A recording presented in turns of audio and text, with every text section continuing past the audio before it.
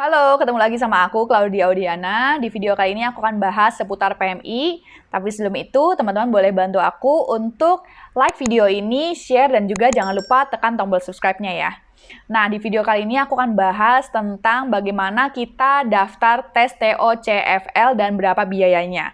Dan ketentuannya itu apa sih untuk PMI yang mau daftar EPRC.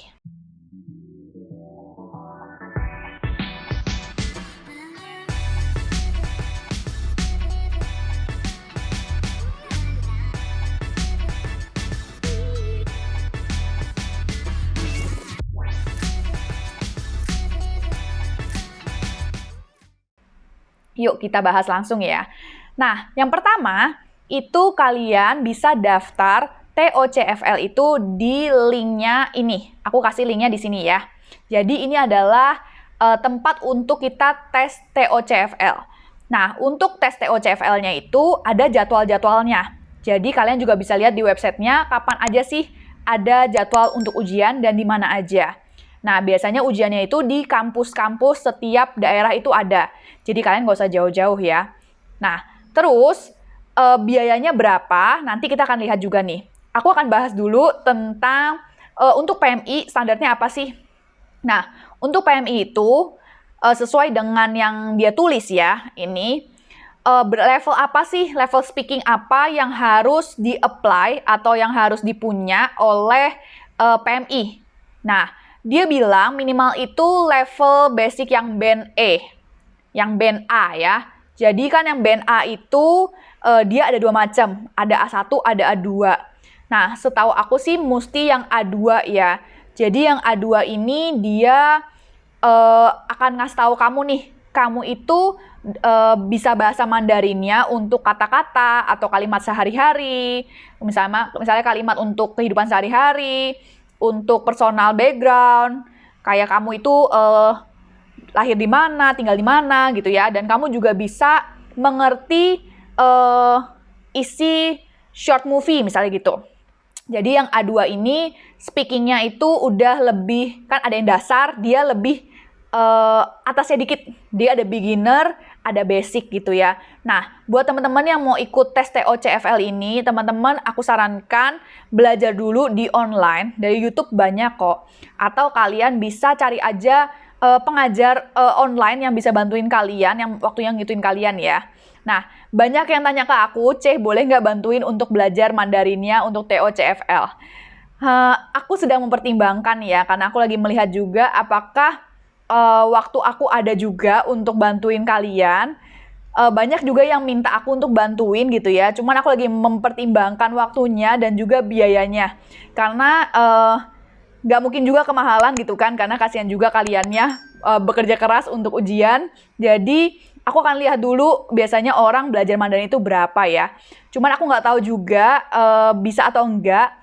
Cuman kalau kalian yang mau, mungkin aku bisa pertimbangkan. Kalian boleh komen ya, kira-kira kalau aku buka kelas online untuk grup kali ya, supaya bisa lebih murah, itu kira-kira kalian mau atau enggak. Tapi ini khusus untuk yang belajar untuk TOCFL aja ya. Nah, oke. Itu tadi syaratnya.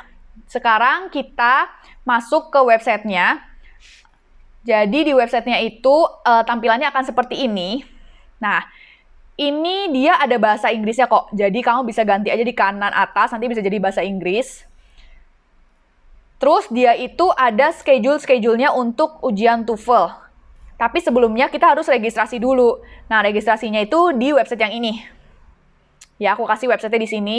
Teman-teman bisa registrasi sendiri, dan dia akan muncul nih jadwal-jadwalnya seperti apa. Ini aku liatin jadwal yang 2022 ya. Nah, jadwalnya tuh ini. Jadi teman-teman bisa lihat di websitenya juga kelihatan sih. Teman-teman mau ujian listening dan readingnya itu kapan dan di mana, nanti bisa pilih waktu tempatnya. Tapi yang di sini yang kelihatan waktunya doang ya. Jadi kalau misalnya kamu nih sekarang belum pernah belajar Mandarin sama sekali, saranku minimal kamu belajar 3-5 bulan. Karena dengan 3-5 bulan itu vocabulary atau kosakata yang kamu akan pelajarin itu udah cukup untuk sampai di level band A2 ya. Nah, kalau misalnya udah selesai kelasnya, kamu bisa coba ujian iseng-iseng ujian di websitenya ini. Jadi websitenya ini ada namanya free mock test. Artinya kamu trial ya, ujian trial. Kalau kira-kira kamu ujian TOCFL, kamu lulusnya level apa? Jadi bisa kelihatan. Nah, terus nanti baru deh kamu pilih kamu mau ujiannya kapan. Misalnya kamu mau ujiannya bulan 6 gitu ya. Nah, kamu bisa daftar di bulan 5. Dia lihat tuh, misalnya bulan 6 speaking, kamu bisa daftar dari tanggal 9 sampai tanggal 25. Dan biaya-biayanya itu juga semua ada di situ. Antara 1.400, 1.600 sampai 2.000 untuk ujian TOCFL-nya. Dan nanti hasil ujiannya itu bisa juga di-download sertifikatnya atau dikirim ke rumah kalian. Jadi itu menurut aku sih gampang banget ya. Nah, cuman kamu biaya ini itu di luar kamu ongkos ya. Misalnya ternyata kamu ujiannya di Taichung nih, kamu di Taichung. Tapi kamu dari Changhua, ya kamu dari Changhua ke Taichung harus biaya sendiri. Dan jangan sampai telat. Karena Taiwan itu sangat on time sekali. Kalau kamu telat pasti nggak boleh ikut ujian. Dan jangan lupa bawa ID, paspor, dan lain-lain. Ya. Jadi kalau misalnya kamu mau ujian, lebih baik kamu izin sama majikan libur 1 hari. Supaya benar-benar bisa fokus untuk ujiannya.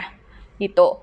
Nah, jadi itu untuk tes TOCFL-nya. Buat teman-teman yang mau tes TOCFL, mending dari sekarang kalian coba dulu latihan-latihan. Di YouTube banyak kok. Atau kalian aja langsung masuk ke website yang tadi, itu ada juga trialnya, gimana ujiannya. Tapi kalau kalian benar-benar buta sama sekali, mending cari guru ya, cari lause gitu ya. Dan carinya yang harganya kalian oke aja, yang make sense gitu ya, jangan yang terlalu mahal, sayang juga gitu kan. Karena sebenarnya gampang kok, level band A2 itu masih gampang. Yang penting kalian rajin aja ikut kelas dan juga kalian praktis, latihan, pasti bisa. Oke? Nah, itu tadi informasi dari aku tentang TOCFL. Semoga bermanfaat buat kalian. Dan kalau misalnya kalian pengen tahu untuk latihan 20 jamnya, lihat di video aku yang berikutnya ya.